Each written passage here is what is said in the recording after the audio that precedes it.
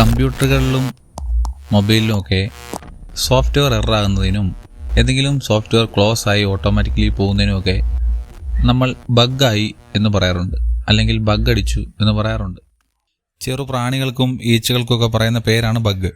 എന്തുകൊണ്ടാണ് software error വരുമ്പോൾ bug എന്ന് പറയുന്നത്? അതിൻ്റെ പിന്നിലെ രസകരമായ ഫാക്റ്റ് എന്താണെന്ന് നിങ്ങൾക്കറിയാമോ?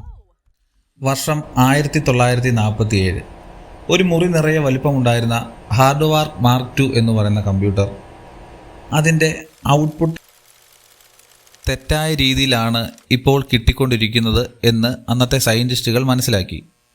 അവർ ആശ്ചര്യപ്പെട്ടു, ഇതെന്താണ് ഇങ്ങനെ പെട്ടെന്ന് സംഭവിക്കാൻ കാര്യം? കമ്പ്യൂട്ടറിൻ്റെ ഓരോ പാർട്ടും പിന്നെ ഓരോരോ വാക്വം ട്യൂബുകളും അവർ മാറി മാറി പരിശോധിച്ചു. കുറേ നേരത്തെ തെരച്ചിലിന് ശേഷം സയൻറ്റിസ്റ്റുകൾ അതിൻ്റെ യഥാർത്ഥ കാരണത്തിലേക്ക് ചെന്നെത്തി. അതാ ഒരു ചെറുജീവി.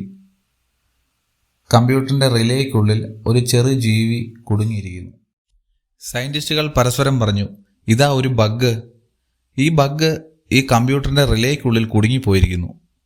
അതുകൊണ്ടാണ് കമ്പ്യൂട്ടർ തെറ്റായ ഔട്ട്പുട്ട് തന്നുകൊണ്ടേയിരുന്നത്. അവർ ആ ബഗ്ഗിനെ, അതായത് ചിറകുള്ള ആ ചെറിയ പ്രാണിയെ വളരെ വേഗത്തിൽ റിമൂവ് ചെയ്യുകയും ആ ഈച്ചയെ അവരുടെ ലോഗ് ബുക്കിൽ ഒരു ടേപ്പിനാൽ ഒട്ടിച്ചു വയ്ക്കുകയും അതിനോടൊപ്പം ഒരു യഥാർത്ഥ ബഗ്ഗിനെ കണ്ടെത്തിയ ആദ്യ സംഭവം എന്ന് എഴുതി വയ്ക്കുകയും ചെയ്തു. കമ്പ്യൂട്ടർ എററുകൾ വരുന്ന സമയത്ത് ബഗ് എന്ന പദം ഉപയോഗിക്കാൻ പ്രേരകമായ സംഭവം ഇതാണ്.